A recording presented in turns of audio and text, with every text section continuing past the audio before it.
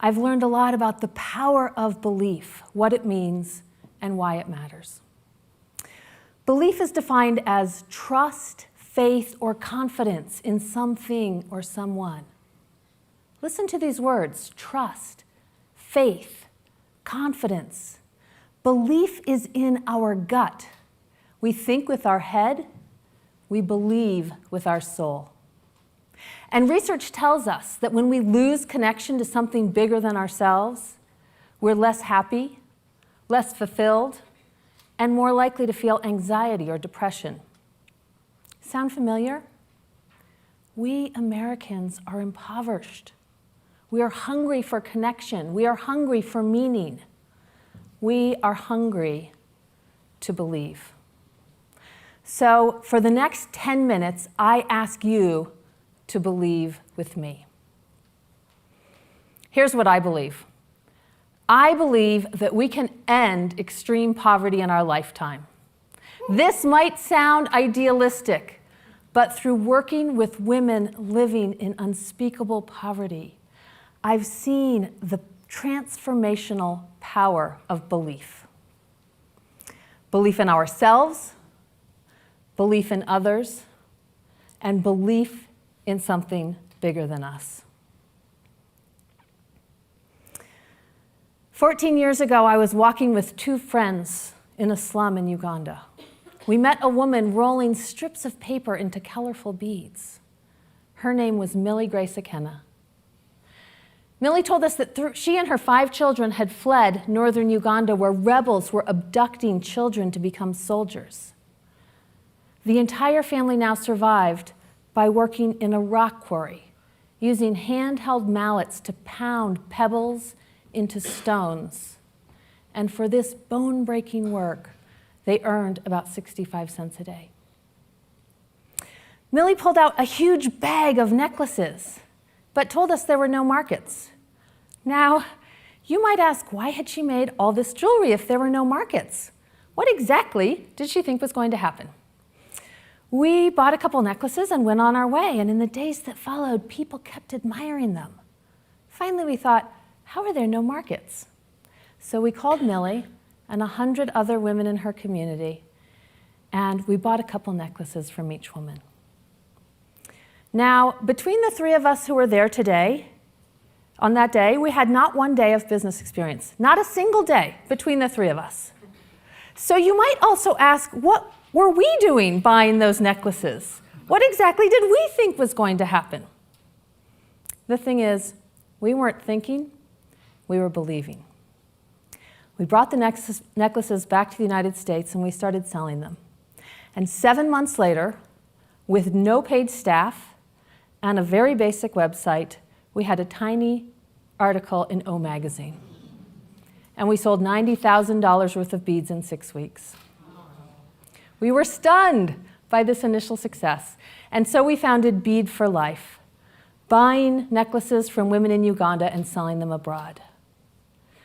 But we didn't want to parachute in, and we didn't want the women to become dependent on us. So while beads were the heart of how we started, the biggest impact that we've had to date has come through Street Business School, a program which combines entrepreneurial training and confidence building to help women start small businesses and lift their families out of poverty forever.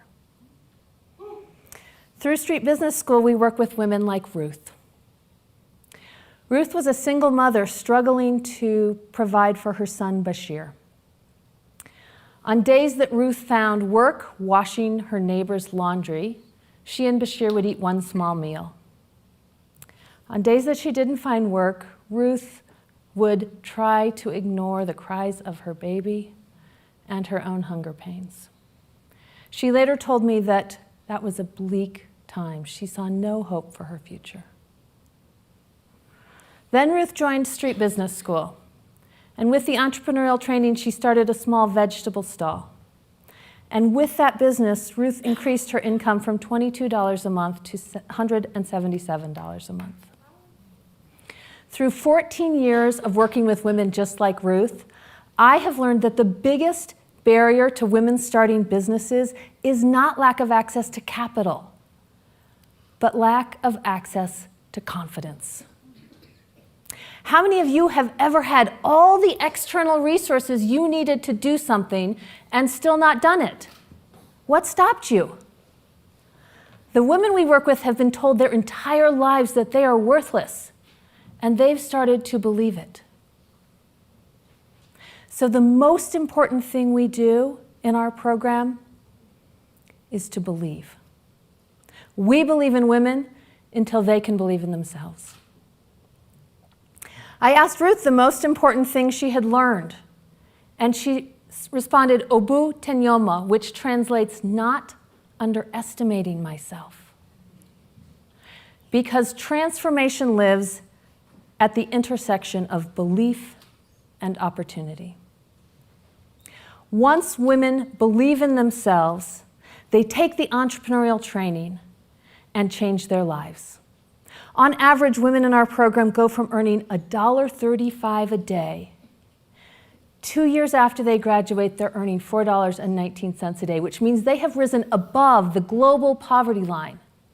They're able to feed their kids, send them to school, and get the medical care that they need.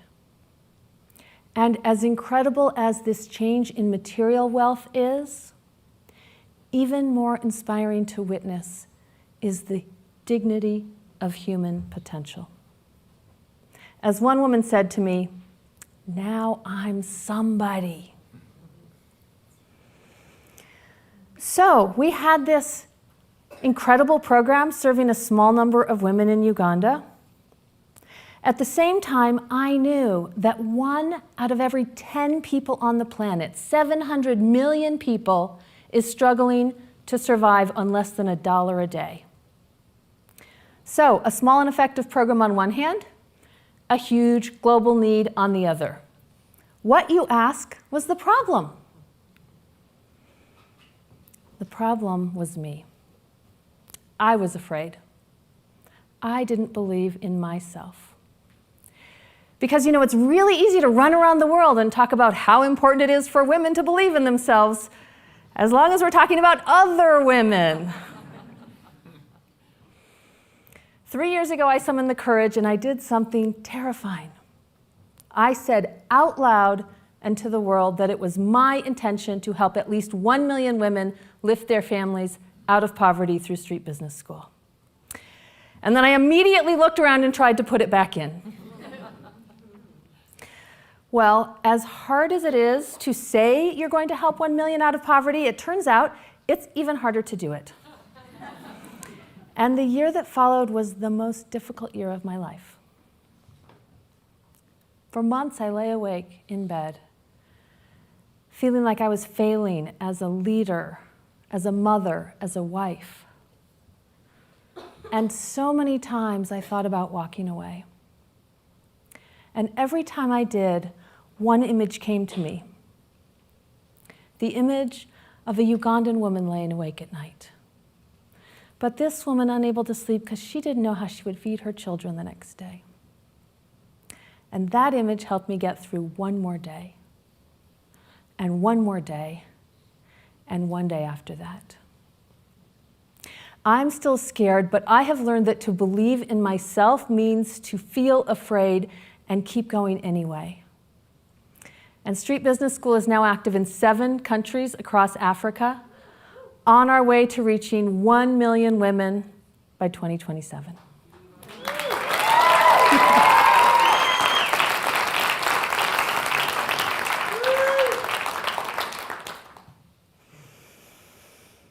John F. Kennedy is a man who knew about the power of believing in something bigger than ourselves. He said we would put a man on the moon. When he spoke those words, nothing in science or physics changed, but our perception of what was possible was recalibrated. The impossible becomes possible because of belief. The good news is that belief is a choice. Belief is a choice. We can believe every day to believe in ourselves or not. We can choose every day to believe in people around us or not. And we can choose every day to believe in something bigger than ourselves that's huge and seems crazy. I believe that we can end extreme poverty in our lifetime. And this is not idealistic wishing, but hard-earned experience. And though I am still afraid, I am no longer paralyzed. So,